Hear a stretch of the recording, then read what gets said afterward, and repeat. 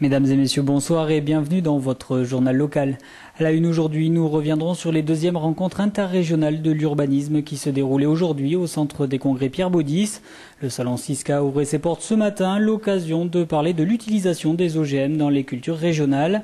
À l'occasion du 62e anniversaire de la Déclaration universelle des droits de l'homme, des associations toulousaines organisent des manifestations jusqu'à dimanche. Et enfin, l'hôtel des ventes de Saint-Aubin propose samedi d'acquérir une œuvre de Pierre-Laurent Breneau. Nous y reviendrons à la fin de ce journal. Et on commence tout de suite ce journal avec les deuxièmes rencontres interrégionales de l'urbanisme qui se déroulaient aujourd'hui au centre des congrès Pierre Baudis. Une manifestation qui a réuni environ 400 professionnels d'Aquitaine, de Midi-Pyrénées et du Languedoc-Roussillon, trois régions semblables sur de nombreux points.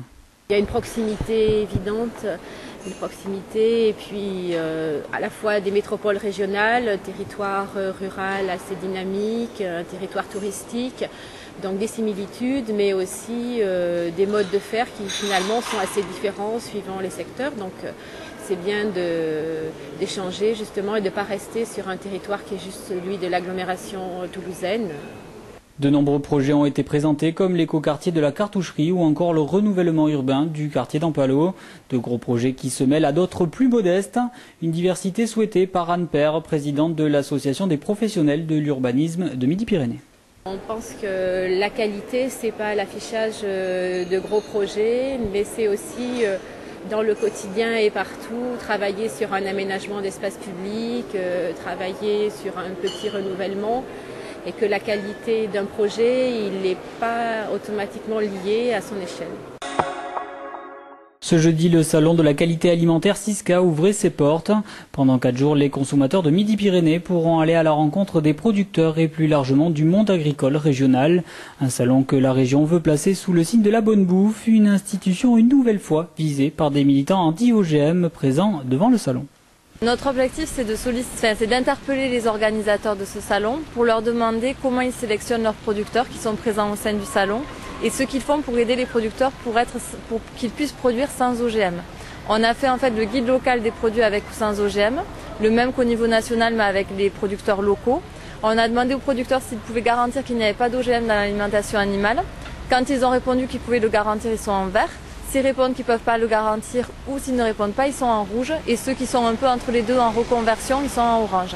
Et on s'est rendu compte cette année que pas mal de producteurs étaient en rouge. Donc en gros, qu'ils ne peuvent pas garantir qu'il n'y a pas d'OGM dans l'alimentation animale. Des militants qui réclament aussi l'étiquetage des viandes lorsqu'elles ont été nourries à base d'OGM. Un étiquetage non obligatoire actuellement. Une problématique qui reste encore très floue, le Conseil régional n'ayant que peu de pouvoir sur le sujet. La région n'a pas en France le pouvoir législatif, donc on ne peut pas interdire. On va essayer de travailler correctement pour pouvoir préserver tous ces bons produits qui n'ont pas besoin normalement d'utiliser d'OGM. Simplement, aujourd'hui, on ne peut pas avoir la garantie. Donc, souhaitons que dans le long terme, on puisse proposer une solution pour permettre à tous ces producteurs de travailler dans une filière sans OGM du bout jusqu'à la fin. Jusqu'à samedi, le collectif toulousain des droits de l'homme organise différentes manifestations afin de célébrer un anniversaire un peu particulier. En effet, il y a 62 ans que la Déclaration universelle des droits de l'homme existe. Une occasion donc de sensibiliser la population à la situation dans le monde de certaines personnes qui militent dans ce sens et qui sont aujourd'hui en danger. Danielle Benoît, militante d'Amnesty International, nous en dit plus sur ce collectif et sur cet anniversaire. Alors, le collectif a été créé il y a 2 ans. À l'occasion du 60e anniversaire de la Déclaration universelle, donc en 2008. Et donc nous avons décidé, puisque nous ne sommes que des bénévoles, nous avons décidé tous les ans de marquer le coup à l'occasion de cet anniversaire autour de la Déclaration universelle, qui est notre texte de référence. Pendant 3 jours, au chalet des associations mis à disposition par la mairie de Toulouse, donc c'est jeudi, vendredi et samedi, de 10h à 20h.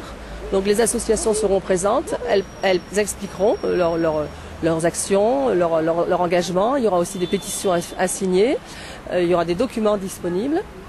Et donc ce sera quand même 3 jours pleins sur la place du Capitole au moment du marché de Noël, au moment où il y a énormément de monde. Il y a beaucoup de pays où il n'y a pas la liberté d'expression, la liberté d'association, la liberté de réunion.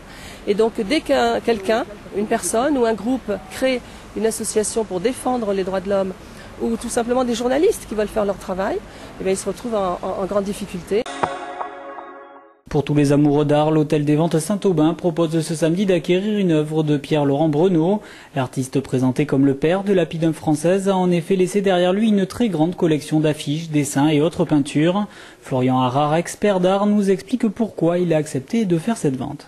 Nous avons accepté de faire cette vente d'atelier parce qu'on a trouvé effectivement le travail de Pierre-Laurent Breneau de très bonne qualité. Donc il faut dire quand même que c'est un artiste qui a obtenu une médaille d'or au Salon des artistes français en 1966, le prix Henner, ainsi que de nombreuses autres récompenses, à la fois un dessinateur, un affichiste et un peintre remarquable. Donc là, nous avons la joie de vous présenter à peu près 250 œuvres qui vont être dispersées samedi à 15h, samedi donc 11 décembre à 15h. Et on a été ravis de travailler sur cet artiste. Il a pas mal produit. Bon, nous, si vous voulez, on a récupéré une grande partie de l'atelier. Donc, effectivement, il y a différents tableaux, mais il y a une homogénéité dans la qualité. Et ça, c'est important, il faut le dire.